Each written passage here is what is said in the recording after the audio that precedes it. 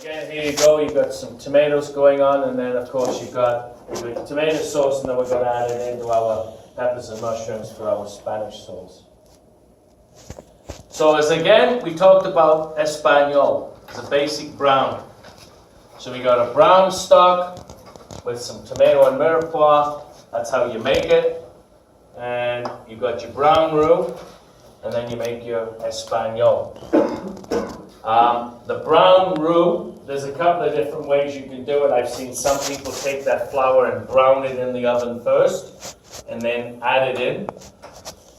Normally what we do is we sweat off and caramelize our mirepoix, then we'll add flour in, and then we'll cook the flour till it gets to a nice kind of golden brown stage. Then you'll add some tomato product in, stir that in, and then add your stock, and then you should get a really nice looking brown stock. If you don't brown your flour in your roux, it's going to come out looking very pale. Now, one thing about flour, the more you cook it, the less thickening power it has. So that's why when we make a bechamel, we've added our flour in basically raw, and then we start adding our milk to it. It will be a lot thicker for the same amount of ingredients. So if I was going to make 1 liter of bechamel sauce, it would come out thicker than 1 liter of Espanol, based on the fact that the thickening power is being lowered. And that's the way it is. The more you brown the flour, it happens. So your brown sauce is not going to come out as thick as your bechamel. So that's the surprise. So there you go. You've got your nice brown roux. We add in our tomato product, stir that in, and you'll get that looking color. And then we slowly add in our stock, stirring it in. A little bit of a sachet bag. They put the peppercorn and herbs in there because they're going to strain it. But there's nothing wrong with putting a little sachet bag in there to help flavor it as well. And then let it cook out, strain it off, and your sauce should come out nice. Nice color like that. And it should be able to coat a spoon nicely, but at the same time run. And when we get into sauces like that, I will demonstrate and show you what we're looking for. How to test for the good viscosity, especially when you're making your sauces and also when you're making your soups that are going to be coming from a roux-based sauce as well. So demi-glaze is what we're going to make on Friday. So today we're going to make an Espanol. And then tomorrow, we're going to take that Espanol that you make today, and we're going to add equal amounts of brown stock to it. So if we make 2 to 4 liters of brown sauce today, we'll add the same amount of stock to it. So just for say, we have 4 liters of brown stock, brown sauce, we add 4 liters of brown stock. We've got 8 liters of liquid in a pot. We're going to reduce that down back to 4 liters. And that's why it's called demi. Demi in French means half. So it's half glazed. It's half reduced. And it's a lot richer than the Espanol. And it has a little bit more flavor. Obviously, for the simple reason is you've added a good, more brown stock to it, and you're getting more flavor. So from that Espanol and demi-glace, we take some shallots and mushrooms, and then we put some wine reduction in there. And we can make a mushroom sauce. We can take a mirepoix, sweat that off, add some red wine or white wine to it, some vinegar, peppercorns, and meat glaze, butter, and we can make a sauce poivade, which is a pepper sauce. And then we can take some Madeira wine, reduce that down, add the demi-glace in, finish it off with butter. Butter, finishing it, is called Monte au beurre.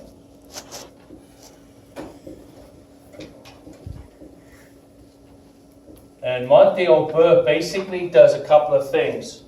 you just take a couple of little knobs of butter, whole butter, drop it into your sauce, whip it or stir it in, and as it dissipates or melts within the sauce and you're mixing it in, it gives it a very nice shiny color or essence to the sauce, which makes it look really nice. And at the same time, it also gives it a really nice glossy, rich texture to it. So that's why sometimes we'll do that with the butter on the sauce. And again, when we get to that, I will show you and you'll see the difference in that.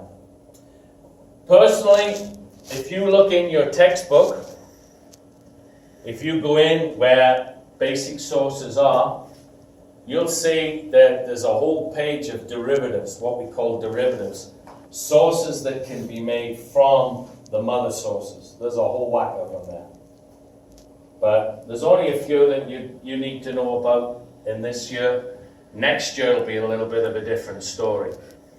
And again, if you go into the repertoire, there's about 4 to 5 different pages of sauces that could be made from all these different bases.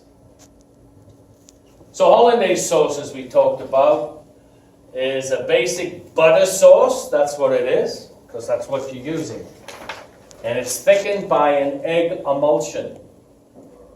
So you're using your lecithin in the egg, acts as an emulsifier. And it's kind of interesting because you've got hollandaise, and then later on we're going to be making a mayonnaise. The big differences are, one is hot, one is cold. Both use egg as the emulsifier. Both use an oil. One's using clarified butter, the other uses canola oil. They both get flavored a little bit with some vinegar, or in this case in the hollandaise sauce, it's nice to make a reduction. And then in a mayonnaise, you can add a little bit of mustard just to give it a little bit of flavor, and away you go.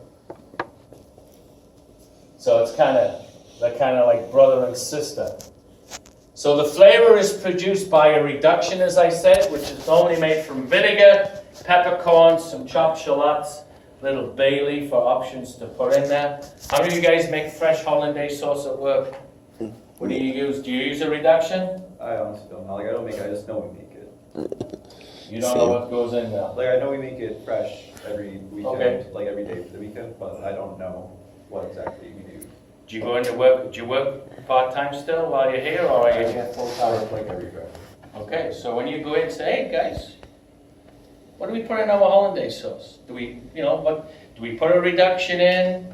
Because I'll find out from some of you other guys what I've seen too. Who else had their hand up? So for like the reduction, we use shallots and white wine vinegar. Yeah. And then we use for the actual salsa, lemon juice, Dijon mustard, cayenne, and the reduction. Dijon mustard. That's different. It's different. That is Sorry? our recipe.